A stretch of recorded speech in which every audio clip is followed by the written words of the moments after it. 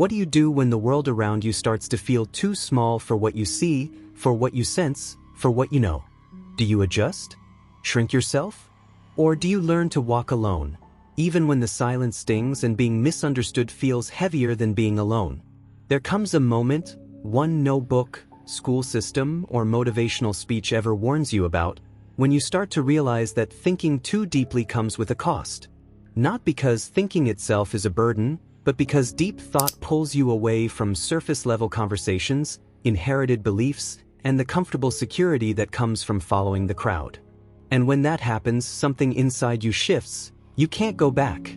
You can't pretend you don't see what you see. You can't convince yourself that noise is music or that repetition is truth. You start to feel the performance in the applause, the emptiness in popular opinions, the desperation dressed up as excitement in the crowd. And slowly, almost without noticing, you cross into another space. A place where clarity costs you connection. And you know it. You feel it. You live it. Have you noticed how real intelligence usually isn't welcome? Not the kind that wins awards, solves math problems, or impresses during job interviews. I mean the other kind, the one that makes people uncomfortable. The kind that sees with disarming clarity. That can't help but notice the machinery behind the gestures, the motives behind the politeness, the fear behind authority. That kind of intelligence, yours, if you've come to recognize it, isn't celebrated. It's feared. It's distrusted. It's pushed aside. Not out of malice, but because there's a certain fragility in the collective, and deep thinkers unintentionally become mirrors. And not everyone is ready to see themselves that clearly. Think about this. When someone is truly free on the inside, when they no longer need validation, when they can carry their thoughts without dragging others into them, don't they become a quiet threat? Not to you, who's searching for the same, but to those who rely on what's external, what's visible, what's approved. Someone else's freedom is confronting. Clarity makes people uneasy. And emotional independence is almost a crime in a world that needs attachment to maintain its illusions. And you felt that. Maybe not in words, but in looks, in distance, in that strange sense of being too much for some and too different for others. You probably blamed yourself. You doubted. You tried to fit in without losing yourself. You tried to stay quiet about what you knew, tone down your intensity, soften your questions. But it didn't work.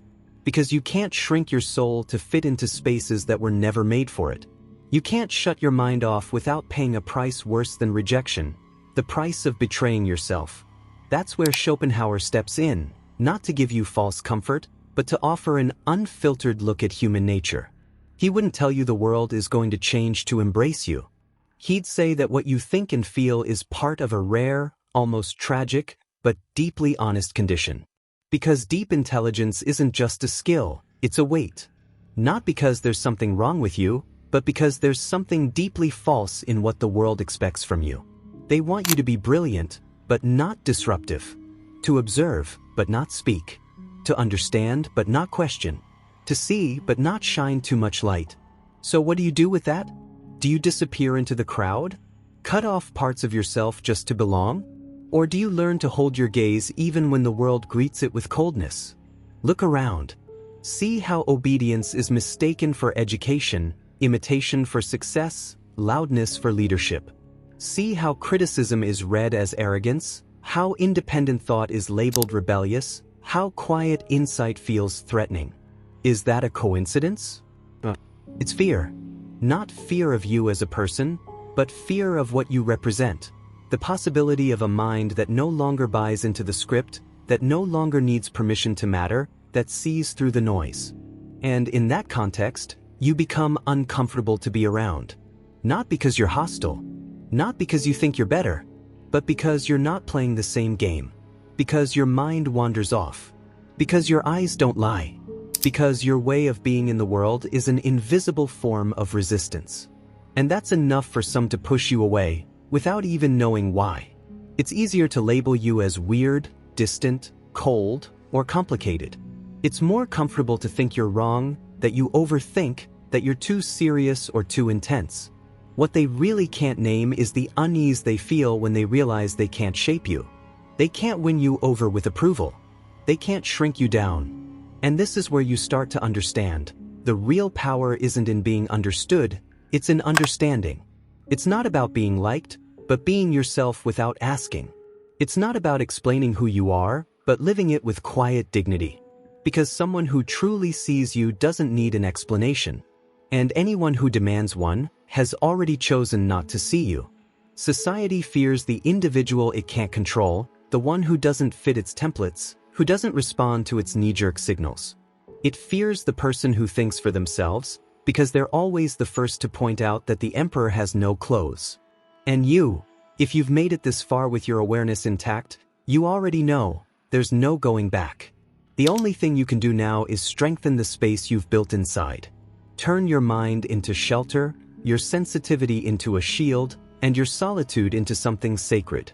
Not because you're running from the world, but because you see it so clearly that the only way to stay is with caution, grace, and loving distance. And maybe, just maybe, the same society that fears your clarity today will one day need it.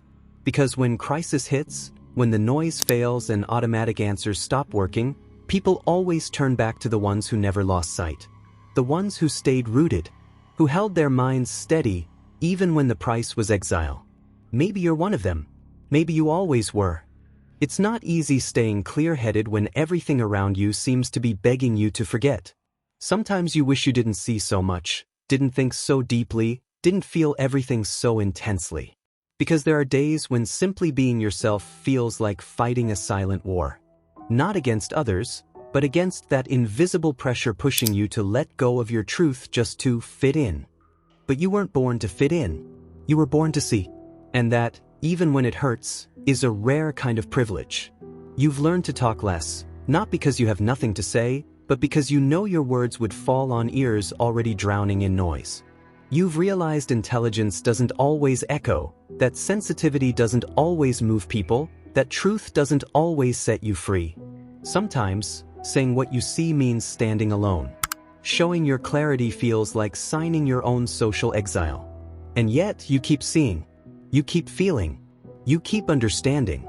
Because turning that off would mean silencing the most real part of who you are. Schopenhauer never romanticized intelligence. He didn't paint it as a graceful gift or a prized virtue. For him, the deeper your thoughts, the more likely your isolation. Not because you pull away in arrogance, but because the world pulls away in fear. In a culture where distraction is the default and shallow thinking is a survival tactic, the one who dares to slow down and stare into the core of things becomes the exception. And exceptions are always uncomfortable. Human beings, Schopenhauer said, are driven by a blind, irrational, never-ending will. In the middle of that constant craving, for pleasure, for ego, for validation, the clear-minded person becomes a problem. Not because they attack, but because they refuse to play along. Their very presence, still, grounded, watchful, disrupts the fragile balance of social masks. They don't need control because they've already claimed themselves. And that is the kind of power people have the hardest time dealing with. So no, it's no surprise when people mistake your calm for coldness, your introspection for weakness, your clarity for arrogance. It's easier to twist your reflection than to question their own. It's less threatening to label you distant than admit they don't know how to meet you where you are. Because you're not looking for approval. And that's what confuses them the most. You've learned to read between the lines, to pick up on affection that's really just obligation, on manipulation hiding behind good intentions. And even if there are days you wish you could switch that radar off, you know you can't anymore. Awareness doesn't shrink back. It only sharpens. It only goes deeper. It only gets quieter and more yours. Still, being clear-eyed doesn't make you immune to pain. Quite the opposite. You feel everything more. You can't live numb like most people do. You can't pretend not to notice. You can't fake ignorance of what's happening beneath the surface of every relationship, every conversation, every harmless-looking gesture. Your sensitivity is your gift and your burden. Because while others celebrate what's obvious, you grieve what's missing. While others are distracted by appearances, you absorb what goes unsaid. And that changes you. It shapes you. It turns you into someone different. You were told being smart was good. That being sensitive was noble. But no one warned you those traits might leave you standing alone. That real intelligence, the kind that sees through facades and feels without armor, won't make you popular. It'll make you invisible. It won't open doors. It'll make you aware of the locks. It won't bring you closer to others, it'll bring you closer to yourself. Over time, you realize you don't need to belong to be valuable. You don't need to be understood to feel peace. You don't need to explain what you feel to prove it's real. You learn how to turn inward, to make your mind a safe place. You learn how to live with being misunderstood without losing who you are. You let go of the need to translate yourself. And that's when you start to breathe differently, like someone no longer asking permission to exist. Most people chase illusions. They want titles, attention, applause, validation. You want meaning. And meaning isn't found under the spotlight. It's found in the cracks. It doesn't live in the obvious. It hides in the subtle. That's why you often seem distant. That's why you sometimes feel like you're walking on a different plane. While others perform, you observe. While others react, you reflect. While others copy, you question. And yes, it hurts. Of course, there are moments when you wish you were lighter, simpler, less weighed down by it all. But deep down, you know becoming that would mean losing your root. Because even if rejection stings and distance wears you out, you wouldn't trade your way of seeing the world just to fit inside it. You know there's a kind of peace that only comes when you stop betraying yourself. Schopenhauer knew that. He wrote it. He lived it. That's why his gaze still matters today.